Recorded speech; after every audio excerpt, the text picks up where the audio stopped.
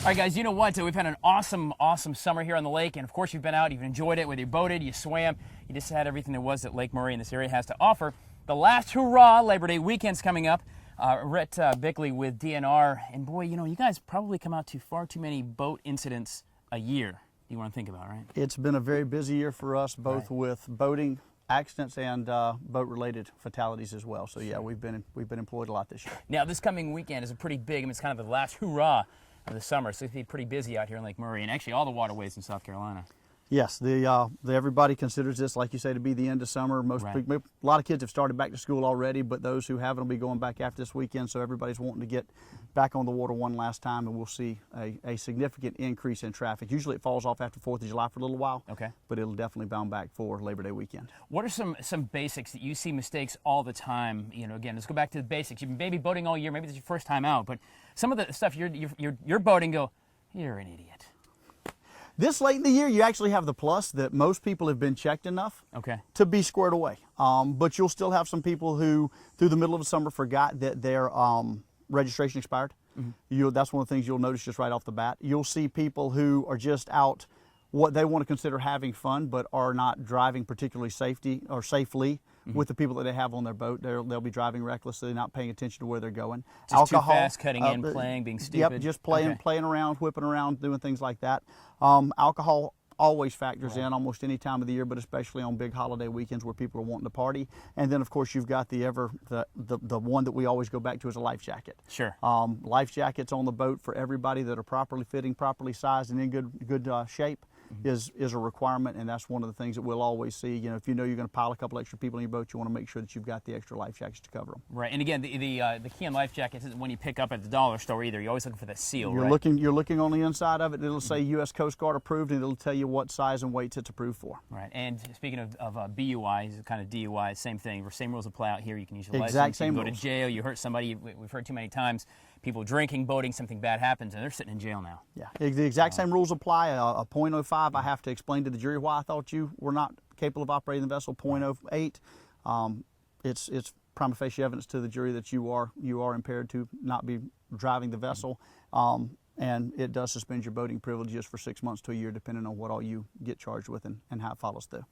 All right, sir. Well, in addition to actually just being with DNR and doing the boat patrol, these guys are also members of the dive team, the recovery team at DNR. When something bad happens, they've got to pull something out of the water. These guys get called in to do some very, very specialized diving, and we've been talking about diving here in Good Day, Columbia. So this morning, we're actually going to find out what specialized gear the dive and the recovery team with DNR uses when something bad happens. They got to go to work, and it's a sad day for everybody, but they've got a job to do. We're going to kind of learn how they do it, how they train, the tools they use, and we're going to get wet with DNR today. So stay with us. We are out here in Lake Murray getting ready for the big Labor Day weekend on Good Day Columbia. All right, guys, so this morning we're talking about boating safety out with DNR, getting ready for one of the biggest events, the biggest weekends here on Lake Murray, the official last weekend on Lake Murray anyway with DNR. You guys are out, of course, patrolling all the time, keeping people safe, enforcing laws, you know, safety regulations. But you specifically are a member of a very specialized team, and that's the DNR dive team. More than just patrol, you do all that too, but you guys get called out for very specific, often morbid things. Yes, actually, its official name is the SCDNR Aquatic Investigations and Recovery Team. Okay. To our knowledge, we know in South Carolina, but we believe nationally, we are the longest continuously running recovery team that is out there. Other people started before, but did not follow through or keep running.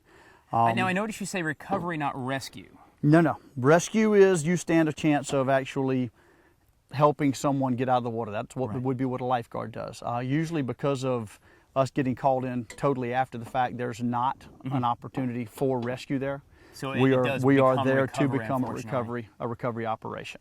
How do you guys what separates you from your other brothers in DNR? What specialized stuff? We're getting into training in a few minutes, but really how do you get to this level of recovery diver?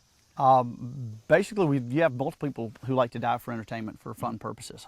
But to become a DNR diver, you go through a selection process, and then you go through a training process, which parallels recreational diving, but just with more specific stuff to it. Right. And then once you've got the basic skills to execute in the water, that's when we actually put you into the conditions and training that will later on be used in actual recovery missions.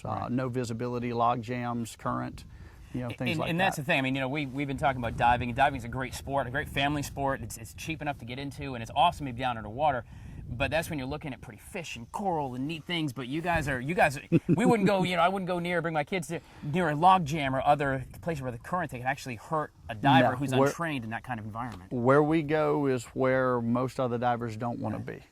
Recovery divers across the nation, anybody who does recovery, they know ahead of time that what they're getting into is going to be bad situations for the most part. So you're not only looking for a bad situation that's already occurred, but you're putting yourself in the bad situation to do your job. Frequently, yes. So that's the dive team. We're talking about the dive team this morning with DNR. Of course, always out to enforce the laws, the rules. Make sure you guys are boating safe. There's a reason why they ask for a life jacket. There's a reason why you got to make sure you're not boating while you're intoxicated, because you don't want to be some of these guys come and dive for. So we're going to learn more about what the dive team here, the recovery team of DNR does. We're going to learn some of the gear, because they have specialized gear beyond just what you and I might have. We're going to go out with Watery Dive Center and go swimming or get wet, as they say. But they have specialized training, including this big recovery boat. And we'll explain what's on here in just a little while as well. But of course, the big mission and the big message from you guys is be safe this weekend and every weekend on the water in South Carolina. Guys, stay with us. We're gonna go diving here in just a little bit. Talking safety with DNR. All right, guys, so this morning we're on Lake Murray with the Department of Natural Resources talking about the recovery dive team, one of the oldest, maybe even the oldest in the nation. These guys are very specialized in diving, not just diving, but unfortunately diving recovery. They get called out when we fail to adhere to some of the things we know, like how to swim, or we do stupid things in boats. These guys get called out for the recovery process, again, not rescue. But in doing so, they get specialized training, put themselves in some really precarious situations under the water. And to do that, they also have some gear. Rhett Bickley from the Department of Natural Resources. Now, we've been talking here on Good Day Columbia about diving. I'm a diving enthusiast. It's a great family sport. But you guys use some stuff I might use, but it's some other things as well. A lot of our gear is very, very similar to recreational gear. We do more redundant safety stuff to make sure that we've got additional things, backup air supplies and things like that. Sure. And then we also, we use a boat that's not exactly your usual ride around for a fun time on the lake. This is it's called a Hanco. It's a modified, basically a Big John boat that gives us a lot of working space. You've got a lift here if we need to pick stuff up out of the water that we can use. Right. A dive door where we can get our guys in and out of the boat. And then, like I said, we've got our tanks that are slightly different. A civilian tank's just got a single air hookup, and then we use Ys and H's to give us just alternate air hookups for that. Okay, so a lot of the same, but the principles of diving are still the same. Everything else is still the same. It's just that the training is a little different, a little bit of the gear is more specific, and then the techniques that we employ to find people and things. And we're going to go through all the gear here in a few minutes on Good Day, but I mean, this looks pretty much like a civilian BC that I wear, that we wear when you dive. For the most part, it's that. So a lot of it is the same. When you talk about this crane up here on this modified John boat, so when you're talking about pulling things out, you can move logs if you have to, but more often than not, you can move that. Logs, right? Well, you can pick up a litter that's got a body in it. You can also use it when moving boat stuff around or holding stuff in place as you're trying to work on stuff. You can do most anything you want to do with it. You just add additional cable as needed. Lift bags, right here, you go down underwater, hook it to whatever you need to. Blow air into it, it puffs up like a balloon underwater, and then basically lifts it up out of the water. So you've got an item you need to move out the way, you can use that and pull that out as well. Yeah. And you've got all the ropes and the different accoutrements, obviously, that you're going to have. Any boater or diver should have anyway, flags and the different safety things. Because at the end of the day, you guys are divers, and you are under the water, and there's an inherent danger of just actually going down as well. Exactly. Now, we always talk about buddy diving and making sure that, you never dive alone. You guys, because you're specially trained, you don't always do that, right? We're the exact opposite.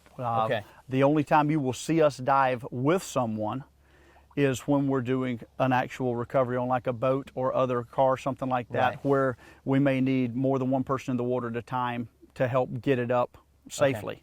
But when we're actually doing our searches, especially in zero visibility conditions, I can't see my buddy, I can't hear my buddy, unless I'm using some of our comms that we work with underwater. Sure. But I can't see my buddy, so a lot of times it's actually inherently safer for me to be by myself, so that I'm only worried about me and only watching out for me as I'm getting in and out of the things that we get into. That makes a lot of sense. Rhett Bickley with Department of Natural Resources, not only patrol and you do all the DNR issues of hunting and safety when it comes to wildlife here in South Carolina, but the specialized elite dive team that you're a member of as well. So this morning we're talking about that. Of course, you could not get near the water with all this fun stuff without us going down and seeing a firsthand experience and giving it to you firsthand what it's like to dive in some of these conditions that these guys put themselves in, not for recreation, but for work. You go to work and get a little wet from time to time.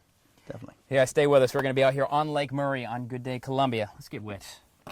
I'm game. All right, guys, so all morning long we've been on Lake Murray with the Department of Natural Resources, their elite dive team and the recovery team, not the rescue, the recovery team. Here, these guys go down in the water when we have not adhered to the safety in the water that we've learned about since we were kids. These guys unfortunately have to go to work, and we do not want to be on the receiving end of the rescue dive team for sure. We talked about some of the training, some of the special tools, including this modified John boat that they use. But now we're going to go down and actually see what they see firsthand when they go down under the water. Rhett Bickley, Sergeant Rhett Bickley with DNR. Go ahead and get geared up and kind of tell me again what you've got on and how that all works out. Basically still just running a plain civilian, what people would call a buoyancy control device, BC. Mm-hmm. And it's nothing different about it than what you would run or what you can get from Watery Dive Center. Okay. Which I believe is where you got your gear this morning. Yes, yes.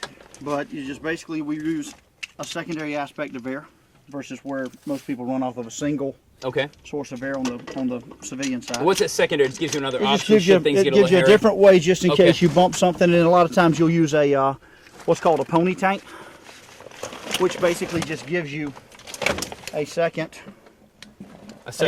full secondary source of air. Okay. This is partially in case your regulator messes up, partially in case something goes wrong with one of your valves up here. Mm-hmm. A lot of times it's used mainly for your buddy. You know? He comes swimming up to you and he's needing help, telling you he's out of air. And it's the way to make sure that he's all right to breathe, all right? 3,000 pounds, which is what I want to have heading in. Perfect. So, open the valves all the way up, squeeze it back down just a little bit, quarter turn back off. And then check that I've got air to both of them, and pretty much we're ready to put the gear on and get in the water. After spending the morning learning about the South Carolina DNR Aquatic Investigation and Recovery Team, it was time for us to get wet and see firsthand the conditions that these officers put themselves in while investigating water tragedy. I geared up thanks to our friends at Watery Dive Center and hit the water.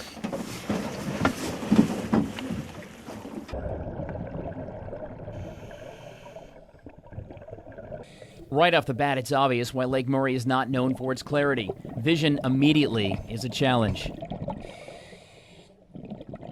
Different from recreational divers, those who do it for fun, the dive team often dives alone. One of the biggest reasons is this way they only have one person's safety to worry about in these conditions. Although diving is often done solo in the field, they do practice as a team. And one drill they practice is buddy breathing, when a fellow diver runs out of air and must share yours. Well, it turns out that even the bottom of the lake is not free from litter. Just a thought, keep your trash in your boat.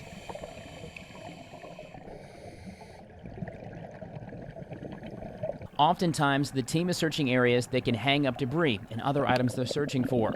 This creates an extremely dangerous situation for the diver, as they also can become hung up. Search and recovery divers utilize various techniques and tools, including the boat itself, rope, and land reference points to ensure that all parts of an area are searched and cleared.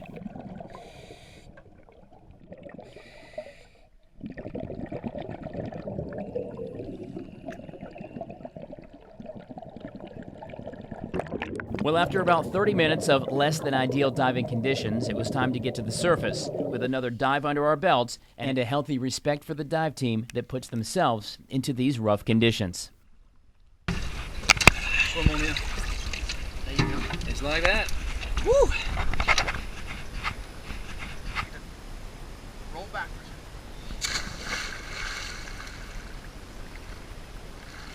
There you go. Beautiful. All right, guys, so all morning long we've been out here on the water with DNR, their elite dive team, the Department of Natural Resources, the recovery team. Yes, recovery, not to rescue, but a recovery. And you've seen a few minutes ago really how difficult it is to see anything underwater, even in good conditions. You can't see a whole lot, and there's a lot of dangers down there. Down at the bottom, yeah.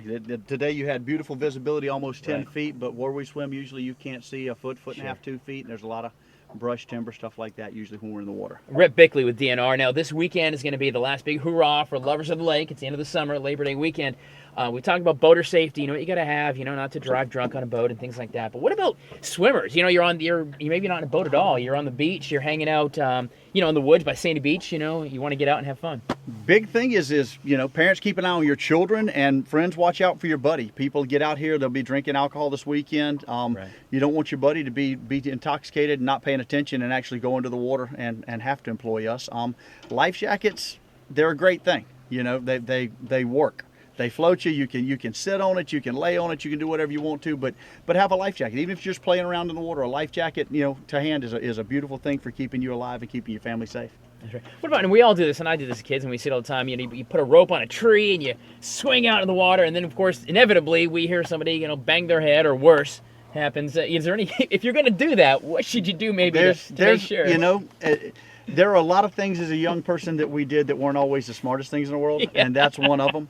I'm not going to tell you not do it because, there's no law against it. It's a fun thing to have done. But at the same time, know the area that you're going into. If you've never been on the rope swing before, make sure you check around in that body of water. Right. Make sure you don't have logs, rocks, anything like that you didn't realize was there, so that you at least stand a chance of doing it well. And again, make sure you're watching out for your buddy. When he hits the water, make sure somebody's close enough to him to be able to grab him if they need to, so that, again, we don't have to come looking. And that's probably the biggest thing is always this, boy, if you're diving, buddy swimming, same thing is keep an eye on your friends are there, don't do it by yourself.